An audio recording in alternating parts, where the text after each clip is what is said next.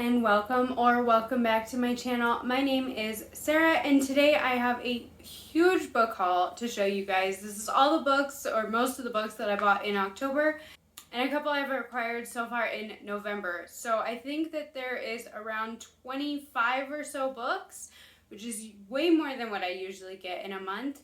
So let's get to it.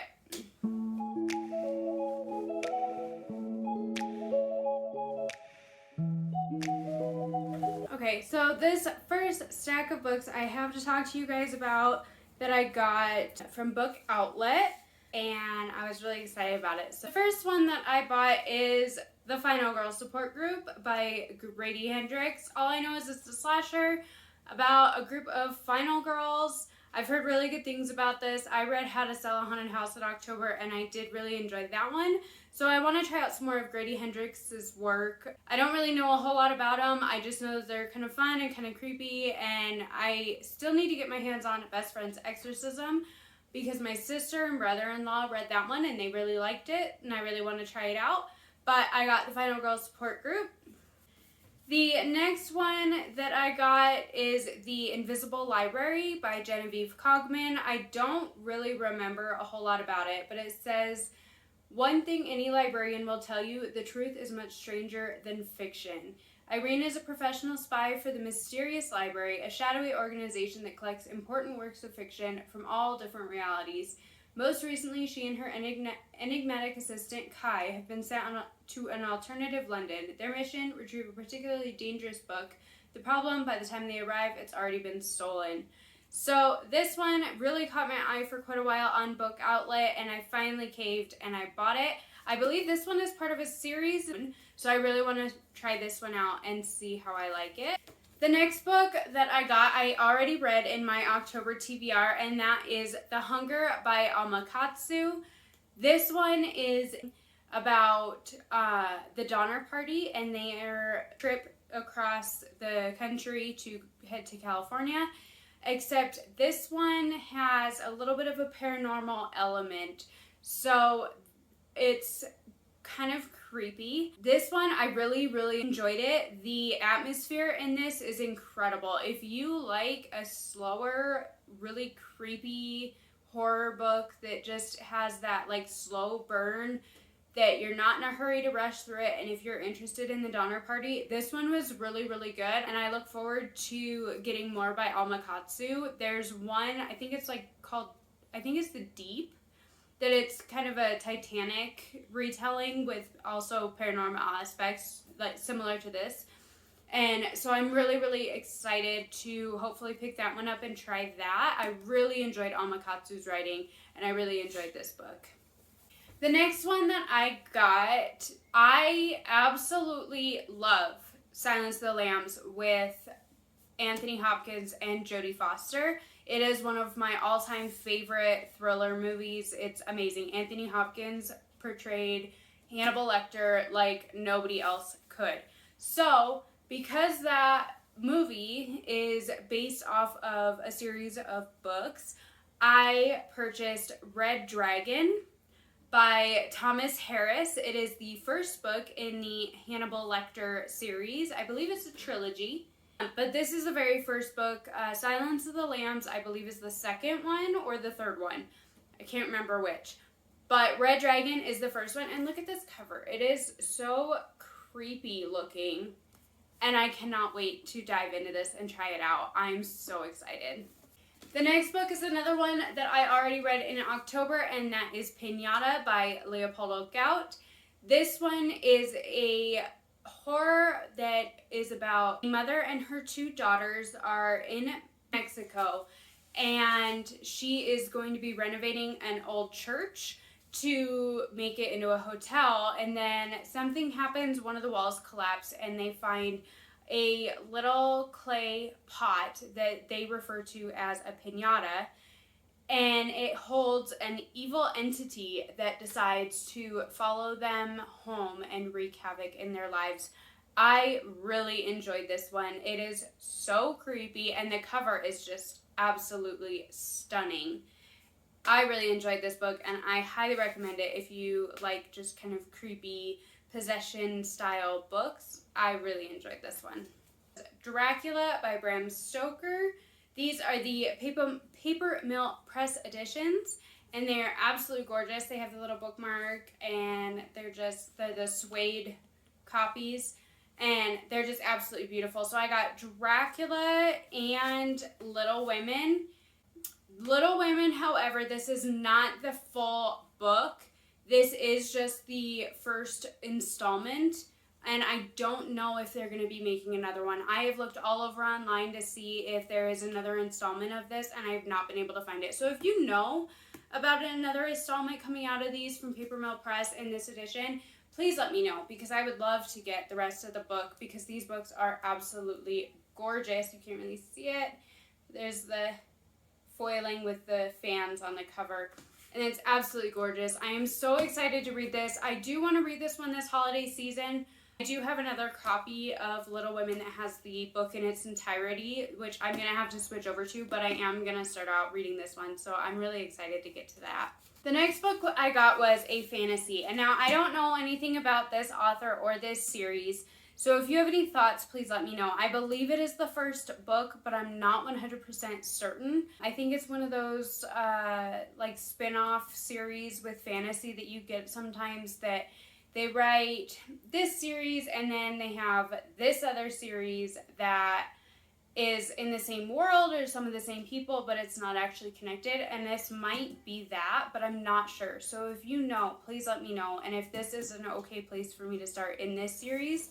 But that is The Empire's Ruin by Brian Staveley, and I don't really remember a whole lot about it, but it's supposed to be a pretty great epic fantasy series. It says the Anarian Empire is disintegrating, the ranks of the Ketrel have been decimated from within, and the Kenta Gates, granting instantaneous travel across the vast lands of the Empire, can no longer be used. In order to save the Empire, one of the surviving Ketrel must voyage beyond the edge of the known world, through a land that warps and poisons all living things, to find the nesting ground of the giant warhawks. Meanwhile, a monk-turned-con artist may hold the secret to the Kenta Gates, but time is running out. Deep within the southern reaches of the Empire, a malevolent force begins to stir. What emerges will change the Anarian Empire forever. So it sounds really good, kind of a little bit of heists and some manipulation, and it reminds me a little bit of The Lies of Locke Lamora by Scott Lynch, and I have really enjoyed those books, so this one really caught my eye as well. The rest of these books are kind of ones that I've just picked up all over the place, really. I had, in October, there was the annual library book sale that I went to for the first time, and it was so busy, and it was so cool. It was so much fun.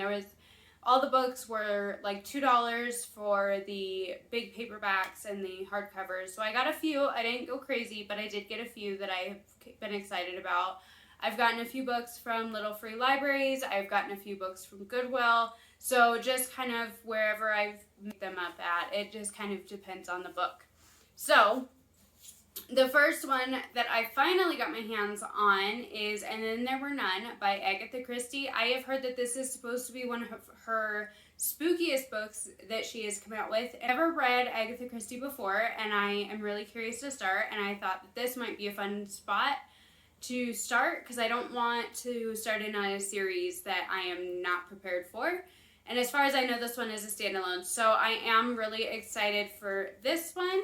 If you watch my November TBR video and having my knives choose my TBR, one of them that I got was a wild card, and I chose The Stardust Thief by Chelsea Abdullah. So I will be reading this one at some point this month. I have not picked it up yet, but I am probably going to be starting it here in the next few days, and I'm really excited to.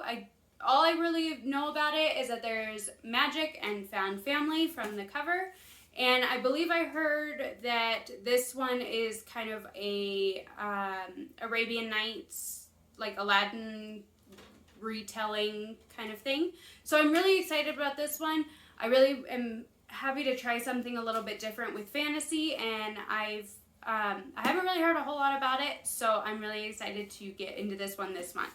And then a couple that I picked up from little free libraries. I got the Andromeda Strain by Michael Crichton. We actually already have the Andromeda Evolution over here on my shelves that we got a few years ago, actually at our grocery store, and have not read it yet, but I found out after we bought it that it is part of a series, and this is the first one. So I was very excited to find this one at a little free library that I was dropping books off at, and I picked it up. It's just a mass market paperback, and you can tell it's like the older design, but I'm really excited to read it. Michael Crichton is kind of hit and miss for me. I really enjoy the books, and he came up with the incredible concept of Jurassic Park, obviously, and so he's pretty iconic for that.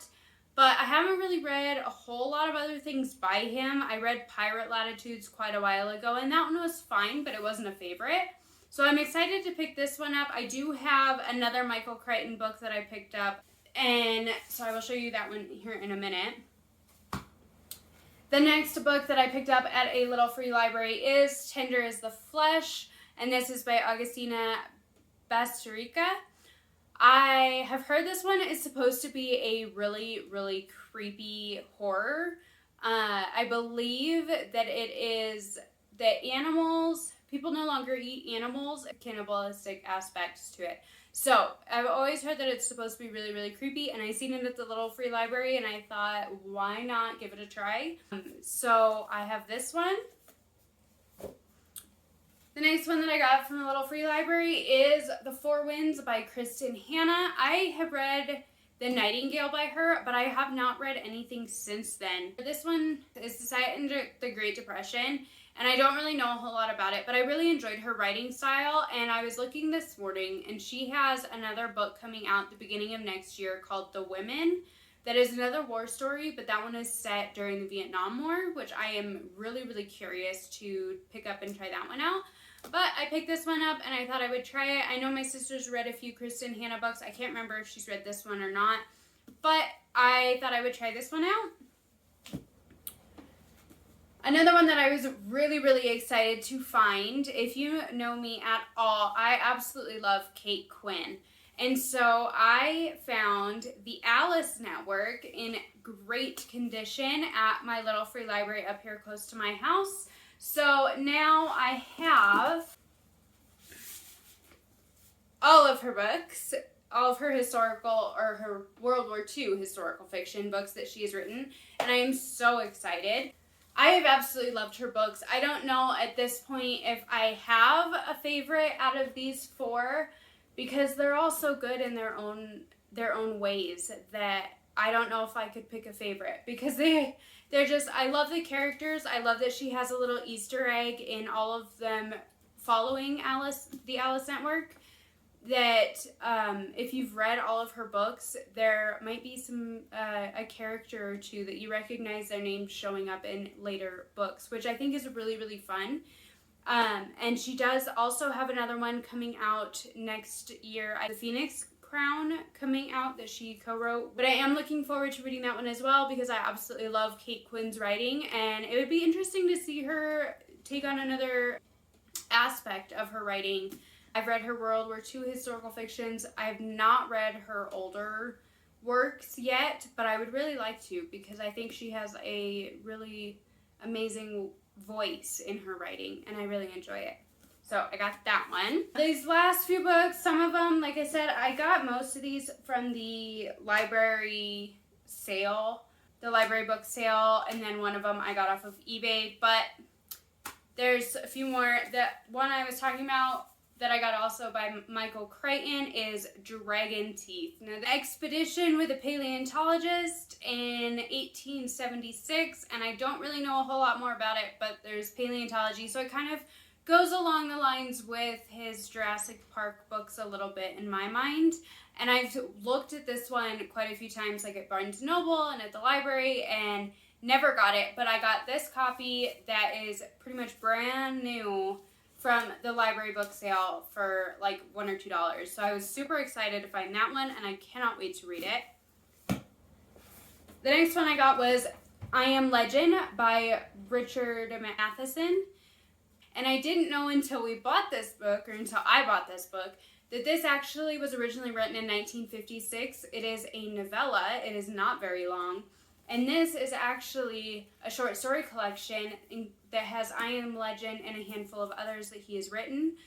I'm really curious about it. This one is supposed to be, makes the creatures out to be more vampiric than the movie does. So I'm really curious of how that's going to go. My husband already read this, and he didn't seem super thrilled by it, but I think that's partly because of when it was written. But I am still curious to try it out, and we'll see what I think of it in comparison to the movie and with all the other collections and stuff in here. I am very curious to try it out. I don't usually read short story collections, but I got this one for a seal, so I want to try it out.